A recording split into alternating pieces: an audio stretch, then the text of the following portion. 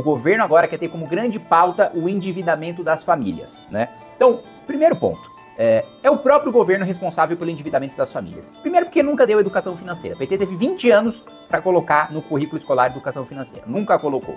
O povo não conhece noções básicas da economia doméstica, da própria casa, né? 2, o governo, né, não implementa medidas para frear o anúncio de bets. Eu tenho uma proposta para isso. Tratar bet igual cigarro, né? Não pode ter propaganda, a time de futebol, influenciador, ninguém pode fazer propaganda, né? E no próprio site da bet é obrigatório você colocar que vicia, que não é renda extra, que não é dinheiro extra, que a chance de você perder é muito maior do que você ganhar, né? Precisa estar como tá lá, né? Na caixa de cigarro, você vê, vou ficar broxa, aí não vou fumar.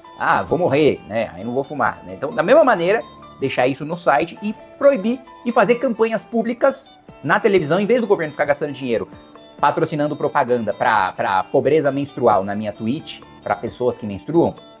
Para de gastar dinheiro de anúncio de gás de polvo, né, de pé de meia, anunciando na minha Twitch, quando faço live jogando Dota, tem uma propaganda do governo Lula. Se vocês gastassem esse dinheiro para fazer propaganda mostrando os malefícios de bet, da mesma maneira como a gente já teve grandes campanhas mostrando como é ruim fumar, como fumar faz mal, e por aí vai, e das várias restrições, o endividamento já cairia muito. O Desenrola 2.0, aliás, o governo fez o primeiro Desenrola, 60% das famílias estavam endividadas. Aí depois do Desenrola, 80% das famílias estavam endividadas. Pô, que baita programa. Agora fizeram 2.0. Não funcionou, agora o Desenrola contra-ataca, né? O retorno de Desenrola. E o Desenrola 2 foi feito sem nenhum estudo técnico, e só alcança 1/3 dos inadimplentes, aqui em matéria do Metrópolis, né? O Ministério respondeu que não existe um estudo e que estruturou o programa com base em avaliações do governo e discussão com o setor que consideram dados públicos de endividamento e os recursos disponíveis pela política. Então, basicamente foi o seguinte, quanto a gente tem de endividado, quanto dinheiro a gente tem para gastar. Qual que é a melhor maneira de gastar esse dinheiro? Não discutiu, né? Qual que é a melhor maneira de desenhar esse programa? Não discutiu. Quantas pessoas a gente vai atender com esse programa? Não discutiu. Quais são os critérios que a gente precisa utilizar para atender as pessoas que precisam desse programa? Não discutiu, né? Então aqui, olha só a resposta, o levantamento do Serasa, que indicou 82 milhões, né, de pessoas endividadas no Brasil, né? O Ministério disse que no Desenrola 2.0, o governo Lula disse que, se consideradas todas as modalidades contempladas pelo programa, as projeções indicam um potencial de aproximadamente 20 milhões de pessoas. Aliás, não é nem 1/3, 1/4. Só 1/4 das pessoas, né, vão ser atendidas pelo programa que é para fazer o desendividamento nacional. E veja, é o potencial. Pode chegar até 20 milhões de pessoas. Então não são nem 20 milhões, é menos. E de um universo de 80 milhões. Então assim, gente, é assustador, é chocante o quanto isso é burro para o próprio governo Lula. Por quê?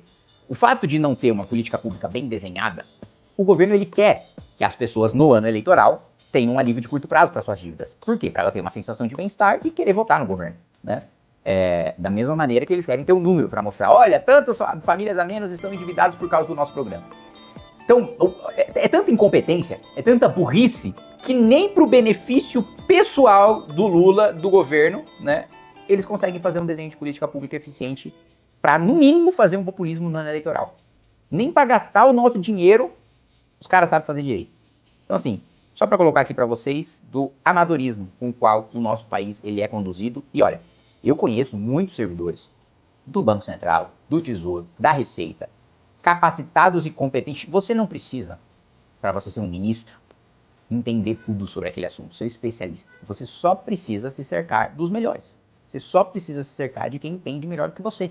E aí você precisa ser um bom articulador político e um bom comunicador para a sociedade entender as medidas, para você conseguir aprovar as medidas no Congresso e para você conseguir ter resultado prático, né? Como o Fernando Henrique fez com a equipe do Plano Real. O Fernando Henrique é sociólogo. Foi um dos maiores ministros da Fazenda que a gente já teve. Então, assim, tem tanta gente competente que você consegue chamar da administração pública para você fazer uma gestão decente, mesmo no setor privado. Quantos economistas competentes não voluntariamente dariam sua contribuição, seja porque querem contribuir para o país, seja porque é bom para o currículo deles ter desenhos de políticas públicas feitos por eles, sendo implementados e dando certo nacionalmente? Mas não. O governo fica pegando um monte de capacho político jogado nos carguinhos que eles colocam, né, para desenhar esses programas toscos. É isso.